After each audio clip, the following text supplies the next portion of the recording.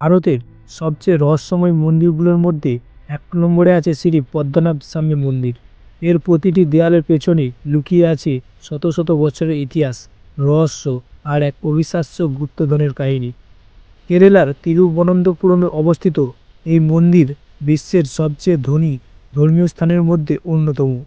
আজ আমরা জানব এর ইতিহাস, গুপ্তধন এবং এর গোপন দরজার বিস্ময়কর কাহিনী। পদ্মনাভ স্বামী মন্দিরের ইতিহাস প্রায় 2000 বছরের পুরনো। এটি ভগবান বিষ্ণুকে উৎসর্গ করা হয়েছে এবং এখানে তাকে অনন্ত সজ্জা মূর্তি হিসেবে পুজো করা হয়। ত্রাবঙ্কর রাজারা এই মন্দিরের রক্ষক ছিলেন এবং তারা নিজেদের পদ্মনাভ দাস বলে পরিচিত করতেন। আসলে ত্রাবঙ্কর রাজবংশের ইতিহাস গভীরভাবে শ্রী পদ্মনাভ স্বামী মন্দিরের সঙ্গে যুক্ত। এই রাজারা নিজেদের পদ্মনাভ দাস বলে পরিচিত করতেন, অর্থাৎ তারা মনে করতেন যে তারা প্রকৃতপক্ষে শাসক নন, বরং বিষ্ণুর প্রতিনিধি হিসেবে রাজ্য পরিচালনা করবেন। 1750 সালে মহারাজ মার্তাণ্ড বর্মা আনুষ্ঠানিকভাবে ঘোষণা করেন যে পুরো ত্রাবঙ্কর রাজ্য ভগবান পদ্মনাভ স্বামীর অধীনস্থ এবং তিনি নিজে দেবতার দাস মাত্র। এই ঘোষণার পর থেকে ত্রাবঙ্কর রাজারা রাজ্যের সমস্ত সম্পদ ও শাসন ব্যবস্থা ভগবান পদ্মনাভ স্বামীকে উৎসর্গ করেন। তারা নিজেরা শুধুমাত্র অধিকস্তা রক্ষক হিসেবে কাজ করতেন। রাজপরিবার কখনো এই মন্দিরের সম্পদকে ব্যক্তিগত সম্পত্তি হিসেবে দেখেনি। এই মন্দিরের রহস্য সারা বিশ্বের কাছে অজানা, তাই সেই অজানা তথ্য উদ্ঘাটনের জন্য বিশেষজ্ঞদের একটি দল অনুসন্ধান শুরু করে। তারা মন্দিরের ভেতরে 6টি গোপন বন্ধ কক্ষ খুঁজে পান।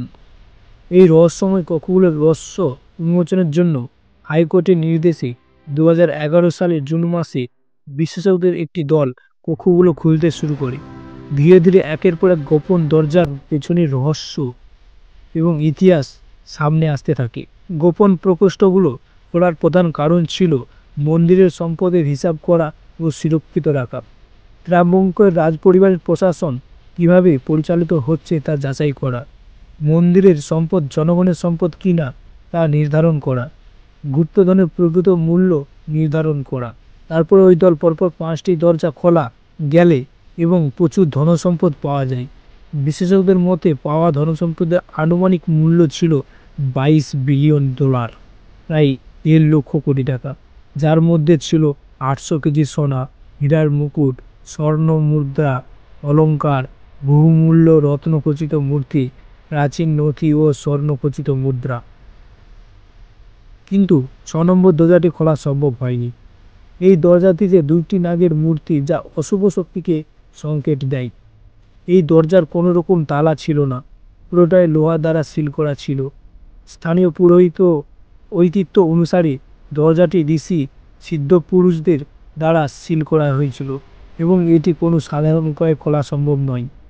বলা হয় এটি একমাত্র বিশেষ মন্ত্রোচ্চারণ, গরুড় মন্ত্র দ্বারা খোলা যেতে পারে, যা বর্তমানে কেউ জানে না।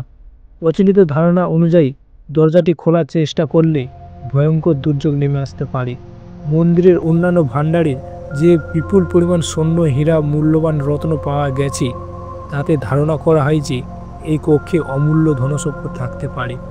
কিছু মানুষের বিশ্বাস অনুযায়ী এই দরজা খোলা হলে কোনো প্রাচীন অভিশাপ, অতিপ্রাকৃত শক্তি মুক্ত হতে পারে, যা দুর্যোগ বয়ে আনতে পারে।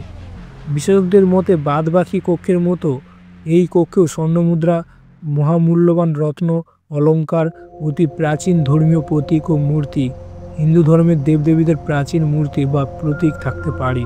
অনেকের বিশ্বাস সেখানে কোনো অভিশপ্ত বা বস্তু বা অতি প্রাকৃতিক শক্তি বন্দী রয়েছে। শুধুমাত্র হিন্দু ধর্মাবলম্বীরা এই মন্দিরে প্রবেশ করতে পারেন। পুরুষদের ধুতি এবং মহিলাদের শাড়ি বা সালোয়ার কামিজ পরতে হয়। ক্যামেরা, মোবাইল সম্পূর্ণ নিষিদ্ধ। মন্দিরের প্রতিদিন 5টি প্রধান পুজো অনুষ্ঠিত হয়। 2011 সালে সুপ্রিম কোর্টের নির্দেশে 5টি দরজা খোলা সম্ভব হলেও 6 নম্বর দরজাটি এখনও রহস্যময় রয়ে গেছে। এই মন্দির কেবল ধনসম্পদের জন্য বিখ্যাত নয়, এটি ভারতের সংস্কৃতি ও ঐতিহ্যের এক অপূর্ব নিদর্শন। পদ্মনাভ স্বামী মন্দির শুধু এক মন্দির নয়, এটি এক ইতিহাস, এক রহস্য। এই রহস্য কি কখনো উন্মোচিত হবে, নাকি এটি চিরকালই এক রহস্য হয়ে থাকবে? আপনার মতামত আমাদের জানান কমেন্টে। আর ভিডিওটি ভালো লাগলে লাইক করুন, শেয়ার করতে ভুলবেন না।